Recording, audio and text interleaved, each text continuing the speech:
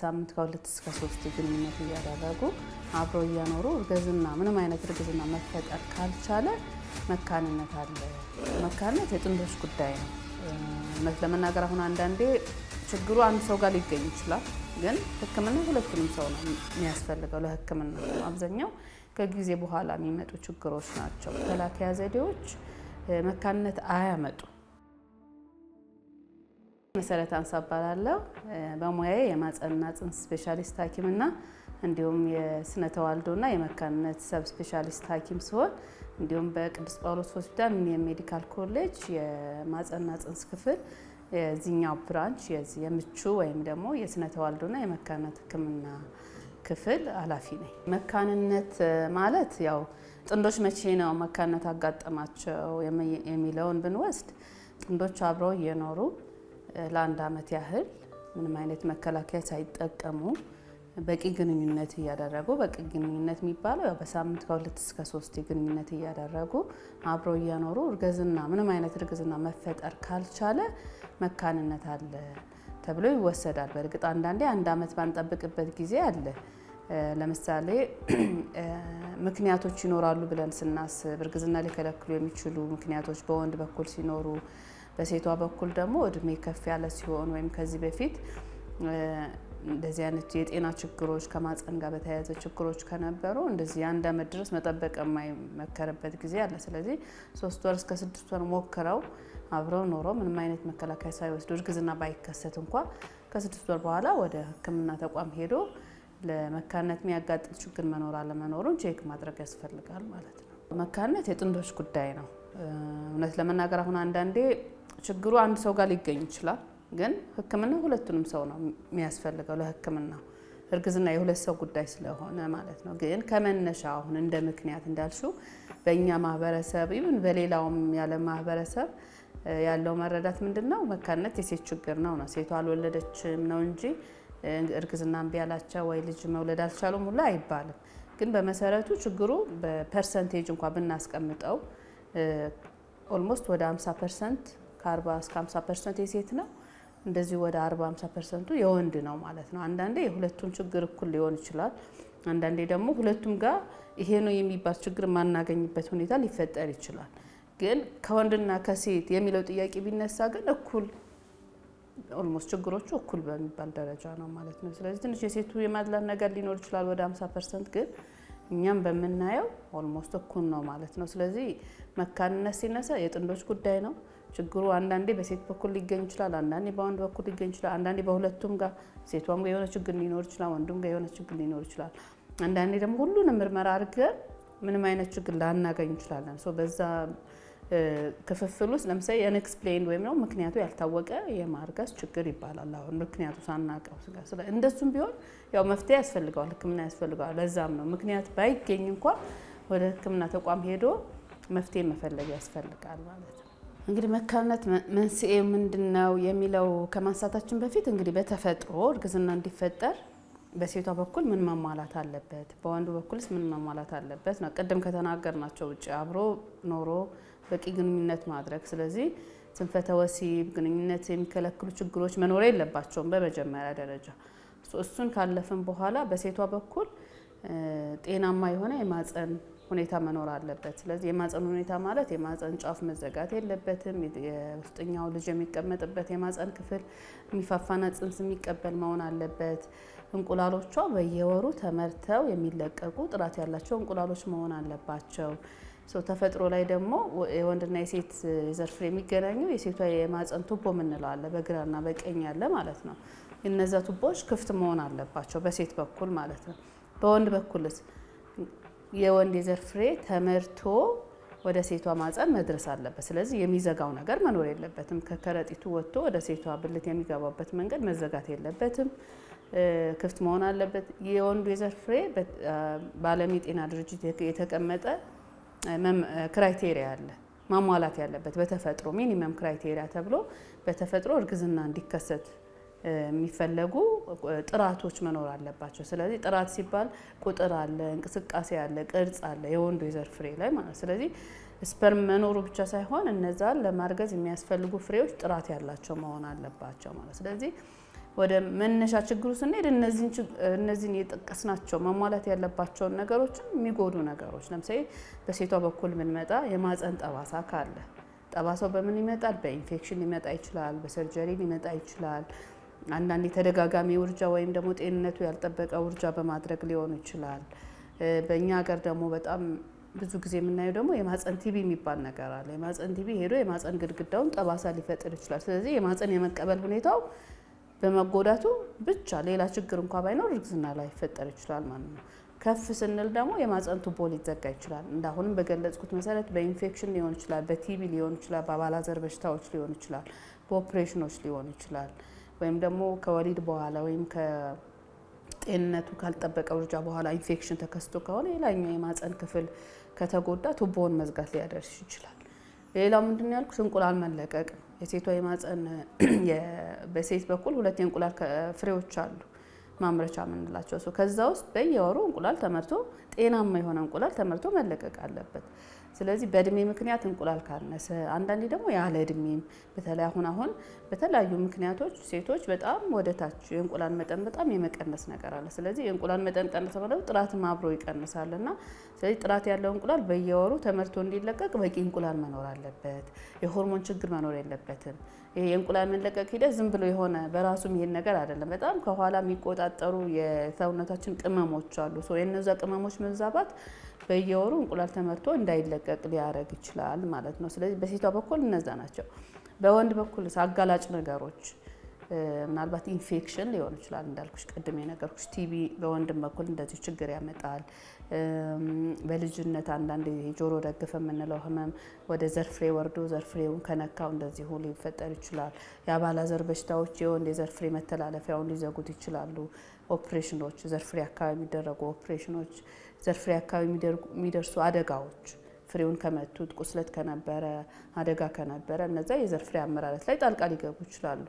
ሌላኛው እንደዚሁ ከአኗኗር ዘይቤ ጋር ለምሳሌ ማጨስ፣ መቃም፣ መጠጣት፣ ረዥም ርቀት መንዳት፣ ለሙቀት መጋለጥ፣ በጣም ከፍተኛ ሙቀት ሲኖር የዘርፍሬ አመራረት ላይ ጥራት ችግር እንዲኖር ያደርጋል ማለት ነው። ስለዚህ ወይ መመረቱ ላይ ችግር ይኖራል፣ ወይ ደግሞ ተመርቶ መውጣቱ ላይ ችግር ይኖራል፣ ወይም ደግሞ የወጣውም ራሱ ጥራት እንዳይኖረው የሚያደርጉ የጤና ችግር የአኗኗር ዘይቤ ሊሆን ይችላል፣ የላይፍ ስታይል የምንለው የስራችን ሁኔታ ሊሆን ይችላል ማለት ነው። ለዛ የሚያጋልጠን ወደ ኋላ ሄደን ስናየው በዘር ይተላለፋል የሚለው ትንሽ ግልጽ ብናረገው አንዳንድ በተለይ በዘር ሊመጡ የሚችሉ ነገሮች አሉ። ግን መካንነት እንዳልኩሽ አሁን ከገለጽኩት አንጻር አብዛኛው ከጊዜ በኋላ የሚመጡ ነገሮች ናቸው ማለት ነው። ወይም በራሳችን አሁን የሆርሞን ባላንስ ችግር የምንላቸው ነገሮች አሉ በሴት በኩል እነዛ አንዳንዴ በዘር የመወራረስ ነገር አለ። የእንቁላል ቶሎ የማለቅ ወይም ደግሞ ይሄ እንቁላል ሪዘርቭ በጊዜ ያለ እድሜ የመቀነስ ነገሩም እሱም በዘር ሊመጣ ይችላል። በወንድም በኩል እንደዛው ይሄ የስፐርም መመረትን የሚቆጣጠሩ ሰውነታችን ላይ ያሉ ኬሚካሎች ዘረመሉ አንዳንዴ በዘር ችግር በዘር ሊወረስ ይችላል። አብዛኛው ግን አሁን እንደነገርኩሽ አብዛኛው ከጊዜ በኋላ የሚመጣ ከአኗኗር ዘይቤ ከኢንፌክሽን ከተለያዩ በሽታዎች ቅድም ያነገርኩሽ በወንድ በኩል አንዳንዴ በሴትም በኩል ይሄ ሌላ ተጓዳኝ በሽታዎች ሲኖሩ እንደ ስኳር፣ ግፊት ምን ወስዳቸው መድኃኒቶች የስነ አእምሮ ችግር መድኃኒቶች አሁን ለአእምሮ ህመም የሚሰጡ መድኃኒቶች አሉ። ለሚጥል በሽታ የሚሰጡ መድኃኒቶች አሉ። ለግፊት፣ ለስኳር በባህሪው ለመድኃኒቱን ብቻ ሳይሆን ስኳር በሽታው ራሱ እንደዚህ ተጓዳኝ ህመም አብዛኞቹ የተወረሱ አይደሉም፣ ከጊዜ በኋላ የመጡ ነገሮች ናቸው። ስለዚህ ይወረሳል የሚለው ብዙም አይደለም። ምናልባት ይሄ የሰው አንደርስታንዲንግ ወደዛ እንዳይወስደው ነው። ይሄ እርግማን ነው መካንነት እርግማን ነው የሚለው ነገር ሰው በዛ አንደርስታንድ እንዳያደርገው የመወረስ ነገሩ ብዙም አይደለም። አብዛኛው ከጊዜ በኋላ የሚመጡ ችግሮች ናቸው። ከወሊድ መከላከያ ጋር ከእርግዝና መከላከያ ጋር በተያያዘ ያለው ነገር እንግዲህ እርግዝና መከላከያዎች አብዛኛው በዛው ሰዓት ነው ስራቸው የሚሰሩት። አሁን ፖስት ፒልን ብትዩ በዛው ሰዓት ፖስት ፒል የሚመከር አይነት አማራጭ አይደለም እንደው አስገዳጅ ካልሆነ በስተቀር እንደ መከላከያ። ምክንያቱም የራሱ የጎንዮሽ ጉዳቶች አሉት። ወይ እርግዝና ከማህፀን ውጭ እንዲፈጠር የማድረግ ነገር ወይም ደግሞ እርግዝና የለም ብሎ ከዛ በኋላ ኢፌክቲቭነሱን በጣም ኢፌክቲቭ አይደለም። የሚመከር አማራጭ አይደለም፣ ግን ከመካንነት ጋር አይያያዝም። እንደዚሁም ሌሎቹም የመከላከያ ዘዴዎች መካንነት አያመጡም። ኖርማሊ ግን አንዳንዴ ምንድነው አንዷ ሴት ለምሳሌ ረዥም ጊዜ መከላከያ ስትወስድ በዛ ሂደት ውስጥ ሳታውቀው የእንቁላል መጠኗ ሊቀንስ ይችላል። ወይም ደግሞ ሌላ ኢንፌክሽን መጥቶ በመሀል ቱቦውን ሊዘጋ ይችላል፣ ማጸኑን ሊጎዳ ይችላል። በወንዱም በኩል እንግዲህ ከጊዜ በኋላ የጤና ችግር መጥቶ እርግዝናውን ቢሲል ከዛ ከወሊድ መከላከያ ጋር የማያያዝ ወይ ደግሞ የወሊድ መከላከያውን የእርግዝና መከላከያ ካቆመች በኋላ ልክ እርግዝና ስትፈልግ ሳይከሰት የዛ ተጽዕኖ ሊመስል ይችላል፣ ግን አይደለም። ወሰደችም አልወሰደችም አንድ ሴት መከላከያ ወሰደችም አልወሰደችም የእንቁላል የማለቅ ሂደቱ የሚቀጥል ነገር ነው። በእርግዝናም ጊዜ የሚቀጥል ነገር ነው፣ የምናስቆመው ነገር አይደለም። ስለዚህ በሂደት ይሄድና ወይ 7 ዓመት 5 ዓመት ተጠቅማ ስታቆም እርግዝና በምትፈልግበት ጊዜ ላይከሰት ይችላል። ያ ግን በመከላከያው የመጣ ሳይሆን መሰረታዊ የሆነ የእንቁላል የመቀነስ ችግር ወይም ደግሞ ሌሎች ቅድም የጠቀስናቸው እርግዝና የሚከለክሉ ችግሮች በዛው አጋጣሚ ተከስተው ከሆነ ነው እንጂ የትኛውም የመከላከያ አይነት እርግዝና አይከለክልም ስናቆመው። አንዳንዶቹ ግን ቶሎ ላይረገዝ ይችላል። ለምሳሌ መርፌ የምትወስድ እስከ 9 ወር አንዳንዴ በጣም ገፋ ሲባል እስከ 1 ዓመት ማርገዝ ብትፈልግ ላይመለስ ይችላል።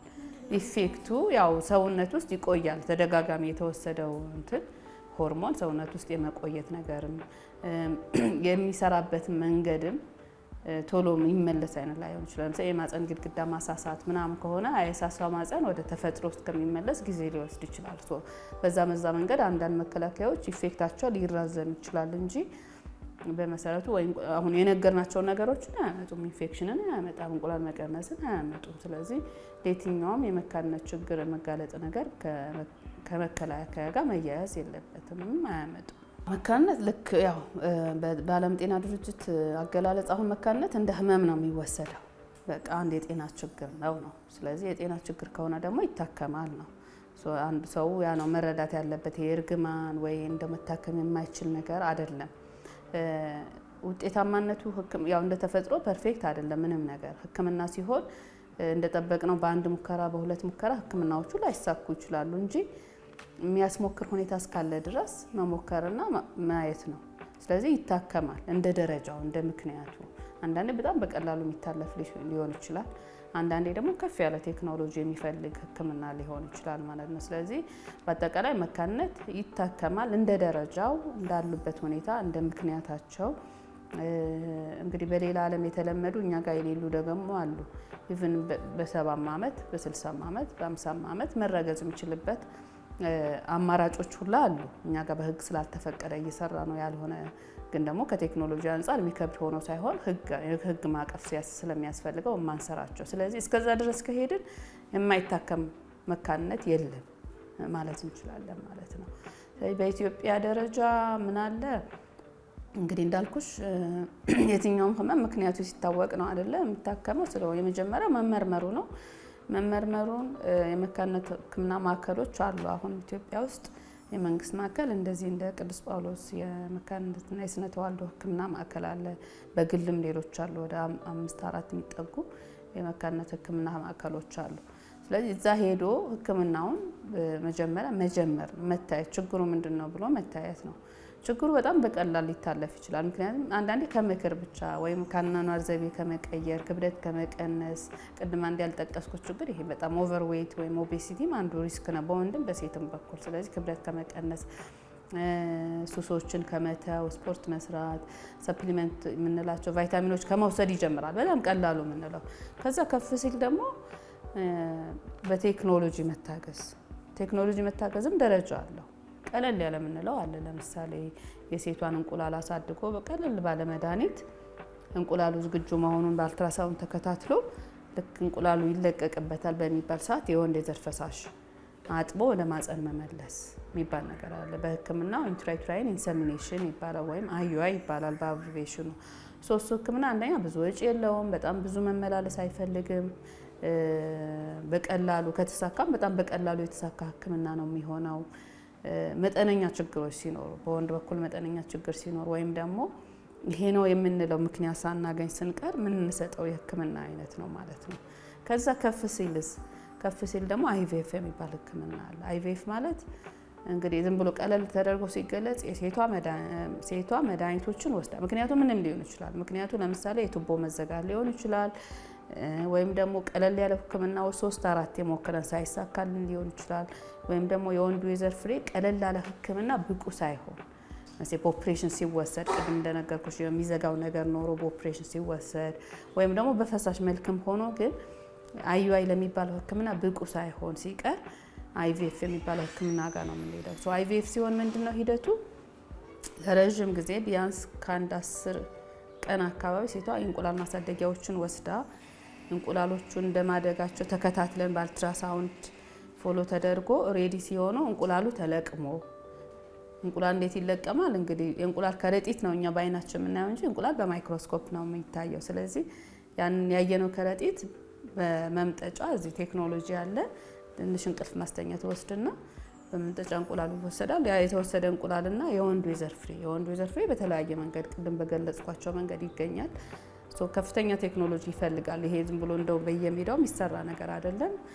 በጣም ጥሩ ቁጥጥር ያለው ላብራቶሪ፣ በጣም ውድ የሆኑ ማይክሮስኮፖች፣ በጣም ውድ የሆኑ ጽንስ ማሳደጊያ ኢንኩቤተሮች ያስፈልጋሉ። እዛ ውስጥ ይደረግና ጽንሱ ያድጋል ማለት ነው በራሱ የወንዱ የዘር ፍሬና የሴቷ እንቁላል ተገናኝቶ ጽንስ ይፈጥራል።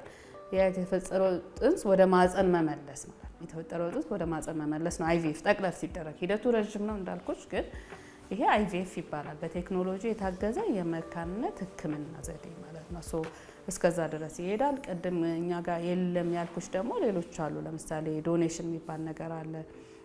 በወንድም በኩል በሴቱም በኩል በሴቷን ቅድም የነገርኩሽ ያለ እድሜም ይሁን በእድሜ ምክንያት እንቁላል በጣም ቀንሶ ካገኘ ነውና ይሄ IVF ለሚባለው ሕክምና ብቁ ካልሆነ ከሌላ ሴት እንቁላል መውሰድ፣ የወንዱም ስፐርም እንደዚሁ በኦፕሬሽንም በሌላም ዘዴ ተወስዶ ካልተገኘ የሌላ ወንድ ስፐርም ዶኔሽን የሚባል ነገር አለ። ስለዚህ እስከዛ ድረስ ከሄደን የማይታከም የመካንነት ሕክምና የለም ማለት እንችላለን። ፍላጎቱ አለ።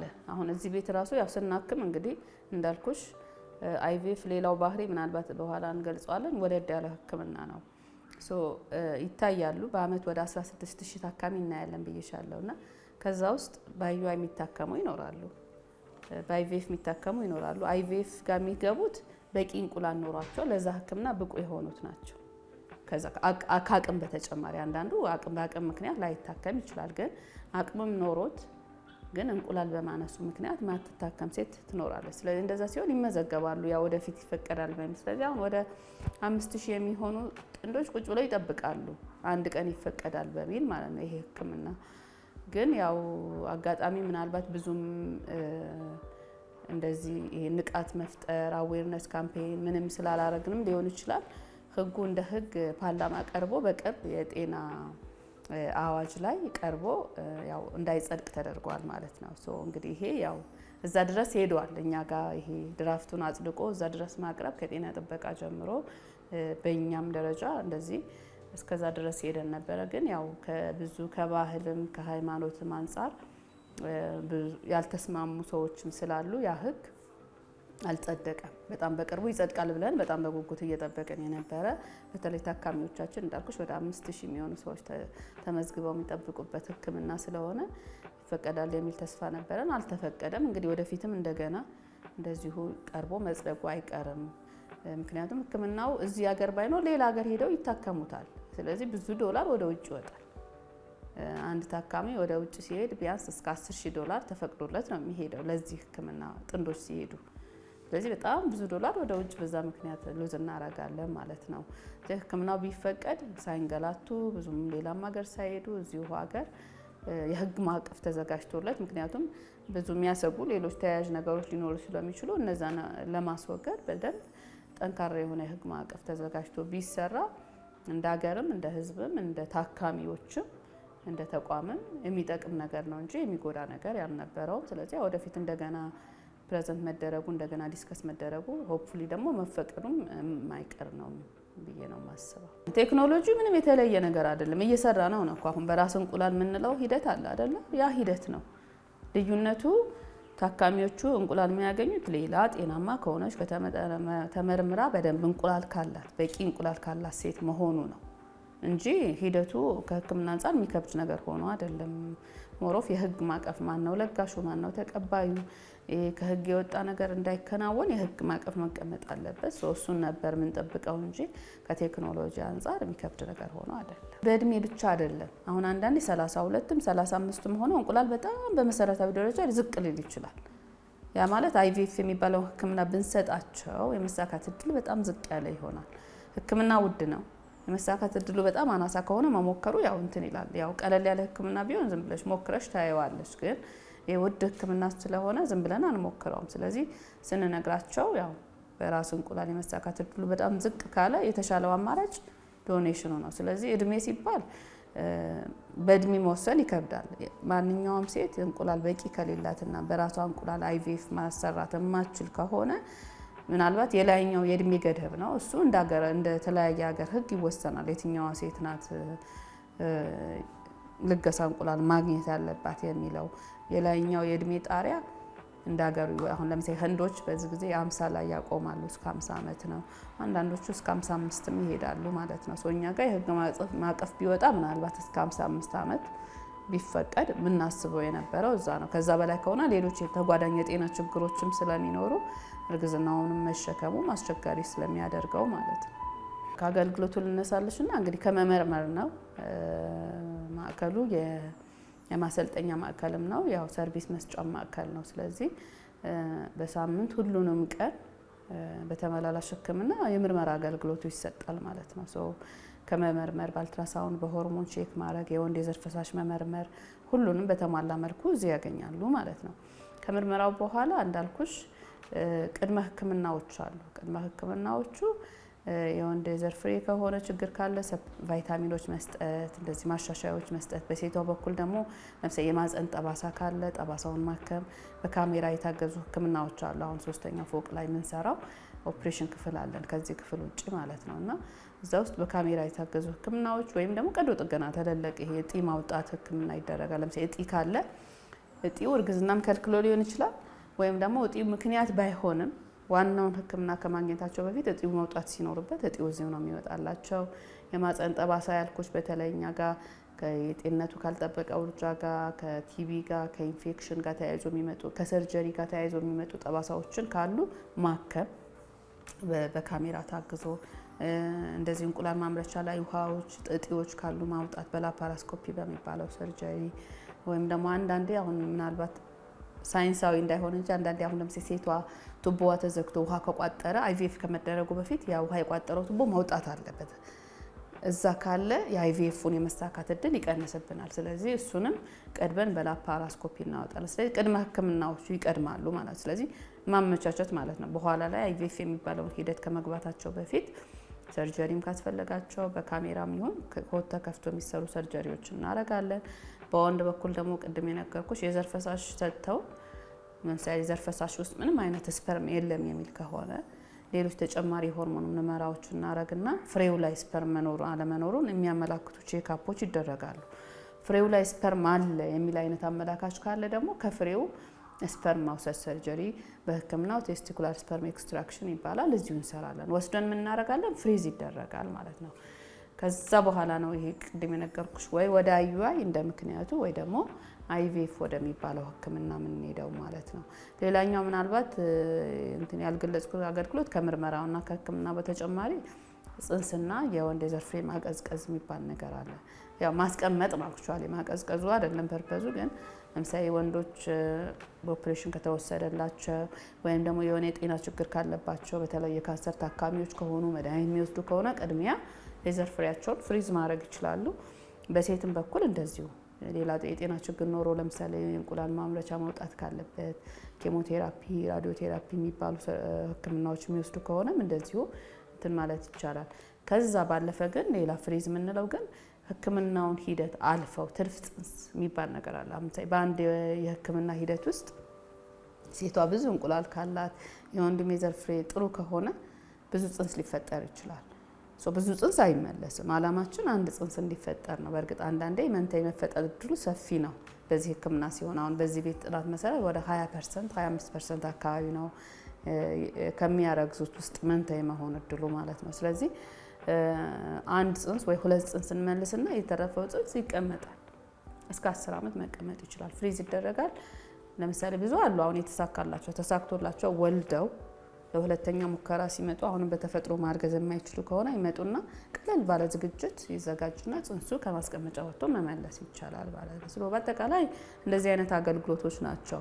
በአመት ስንት ሰው ይታከማል? እንግዲህ ተመላላሽ ክፍል ብዙ ሰው እናያለን፣ ግን ወደ ተለያየ አቅጣጫ ሊሄድ ይችላል። ያ ሰው አቅም ያለው አይቪኤፍ ካስፈለገው አዩአይ የሚባለው ሕክምና ጋር ቢገባ ወደ አዩአይ ሕክምና ይገባል። ሰርጀሪ የሚያስፈልገው ወደ ሰርጀሪ ይገባል። አቅሙ ያልቻለው አይቪኤፍ በተለይ ውድ ነው። አሁን በእኛ ተቋም በዋናነት የሚያወጡት የመድኃኒት ነው። መድኃኒቶቹ በግል ነው የሚቀርቡት፣ በመንግስት ደረጃ ስለማይቀርቡ ወደድ ይላሉ። አጠቃላይ ሕክምና ማለት ነው። መድኃኒት ብቻ መድኃኒት አለ። ጽንስ እንቁላል መልቀሚያ የምንለው አለ፣ ጽንስ ማሳደጊያ የምንለው አለ፣ ጽንስ መመለሻ የምንለው አለ። በመንግስት ቤት ደረጃ ሲሆን ሁለት አይነት ሰርቪሶች አሉ። በእርግጥ እዚህም ቤት ፕራይቬት ዊንግ የምንለው አለ። ለምሳሌ የሚፈልጉት ሐኪም ጋር በሚፈልጉት ሰዓት መገኘት ከፈለጉ ተጨማሪ የሰርቪስ ወይም የአገልግሎት ይከፍላሉ። እሱም ብዙ አይደለም አክቹአሊ ላይክ እሱም ተጨምሮ ነው አሁን በዛ ሬንጅ ያስቀመጥኩልሽ ከ300 እስከ 400 ሺህ ያልኩሽ ፕራይቬት ዊንጉን ሳረገው ነው እንጂ በገመ መንግስት ከ300 እስከ 350 ሺህ ዋናነት የመድኃኒቱና ይሄ የነገርኩሽ አገልግሎቶች ናቸው። ስለዚህ ወደ አይቪኤፍ የሚገባ ወደ አይቪኤፍ ይገባል። አብዛኛው በአቅም ምክንያት ወደ ሕክምናው አይገባ፣ ተመርምሮ ይመለሳል። ሌላኛው ደግሞ የተወሰነ ፐርሰንቱ ደግሞ ቅድም እንደነገርኩሽ በተለያየ ምክንያት በቂ እንቁላል ኖሮ ወደ አይቪኤፍ መሄድ ካልቻሉ ያ ዶኔሽን የሚባለው ሕክምና አቅማቸው የቻለ ህንድ ወይም ሌላ ሀገር ሄደው ያሰራሉ። አቅማቸው ያልቻለ ደግሞ ያው እዚህ ተመዝግበው ይጠብቃሉ ማለት ነው። እንግዲህ መሳካት ማለት መውለድ ነው። በእርግጥ ግን እኛ እንደ ዳታ የምንይዘው እስከ እርግዝና ፖዚቲቭ ሆኖ የተሳካላቸው ነው። እሱ ሁሌም አሰስ ይደረጋል። በየ3 ወሩ ምናምን እናየዋለን። እና አሁን እኛ ጋር እንዳልኩሽ የመሳካቱን ሂደት የሚወስኑ አንዳንድ ነገሮች አሉ። ዋነኛው የሴት ልጅ እድሜ ነው። ሌላኛው የስፐርም ጥራት ነው።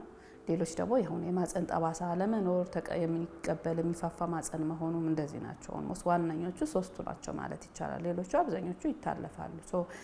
ለምሳሌ ወጣት የሆኑ ሴቶችና ጥሩ ስፐርም ያላቸውን ብቻ መርጠን ብናክም የመሳካት እድሉ ምናልባት 60-70% ሊሆን ይችላል። ግን እኛ ጋር ሁሉም አይነት ሰው ይመጣል። እድሜ የገፋውም 40 ቤቱም 30 ቤቱም አንዳንዴ ደግሞ ቅድም እንደነገርኩሽ ያለ እድሜ እንቁላል የመቀነስ የሚባል ነገር በጣም ኮመን ነው አሁን በዚህ ጊዜና በዛ ሁሉ አንድ ላይ ስንሰራ ወደ 47-50% ነው የመሳካት እድሉ ማለት ነው። እስከዛ ድረስ ነው የኛ ቤት የመሳካት እድል። የአዩአይ የሚባለው ሕክምና በዓለም አቀፍ ደረጃ የመሳካት እድሉ ዝቅ ያለ ነው፣ ግን ደጋግሞ መሞከር ይቻላል። ምክንያቱም ብዙ ውድ አይደለም። እኛ ጋር አሁን ራሱ ቢበዛ እንደ በጣም አወጡ ከተባለ 10 ሺህ ብር 15 ሺህ ብር በጣም መርፌ ከተጠቀምን እና ያ ሕክምና አንዴ ብቻ አይሞክሩትም። በቂ ጊዜ እስካለን ድረስ የሴቷ እድሜም ጥሩ ከሆነና ጊዜ ያለን ብለን ካሰብን እስከ 4-3 ይሞክራሉ። በአንድ ዙር የመሳካት እድሉ 10-15% ነው፣ ግን ሲደጋገም የተሻለ እየጨመረ ይሄዳል ማለት ነው። ይሄ በየትኛውም ዓለም የተለመደ 10-15 ነው። የእኛም ቤት የጥናት ሁኔታ የሚያሳየው እንደዛው ነው ማለት ነው። አብዛኛው ነገር አንስተነዋል። መካንነት የአንድ ሰው ችግር አይደለም፣ የጥንዶች ችግር ነው። ያ መረዳት አለብን በብዛት ምክንያቱም ጫናውም የሰውም ጫና የማህበረሰቡም ጫና ሴት ላይ ነው የሚያርፈው። ግን መካንነት የጋራ ችግር ነው። ሌላኛው መታወቅ ያለበት ነገር በጊዜ መታየት ወሳኝ ነገር ነው። ችግሩ ምንም ይሁን ምን ሕክምና ለማድረግ በጊዜ መጥቶ መታየት፣ ብዙ ጊዜ ሌላ ቦታ ማለማጥፋት። አሁን በጣም ብዙ ሰው ያው እንደዚህ አይነት ማዕከላት መኖራቸው የማያውቁ ብዙ ሰዎች አሉ። ተደራሽነቱ አይታወቅም። ምክንያቱም ቢታወቅ ኖሮ በተለይ በመንግስት ደረጃ እንዳልኩሽ በጣም ወጪው ያው እኛ ካለን የኢኮኖሚ አቅም አንጻር ነው እንጂ በጣም ፌር የሚባል ነው። ባይዘው ሌላ ሀገር ቢኬድ በጣም ብዙ ነው የአይቪኤፍ ሕክምና ዋጋ። አንዳንዴ አቅማቸው ከቻለ አሁን ከአሜሪካ ምናምን ይመጣሉ እዚህ ለማሰራት፣ ምክንያቱም ምንም አይገናኝም ከዛ ካለው ወጪ ጋር። እኛ ጋር እንዳልኩሽ ነው።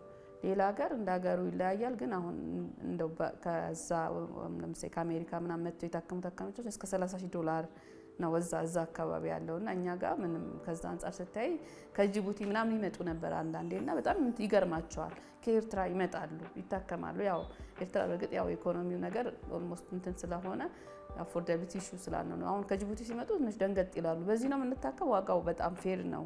ግን እኛ ከማህበረሰቡ ከገቢ አንጻር ይሆናል አፎርዳብል አይደለም ብለን የምናስበውና በጊዜ መጥቶ መታከም ትልቁ ነገር ነው።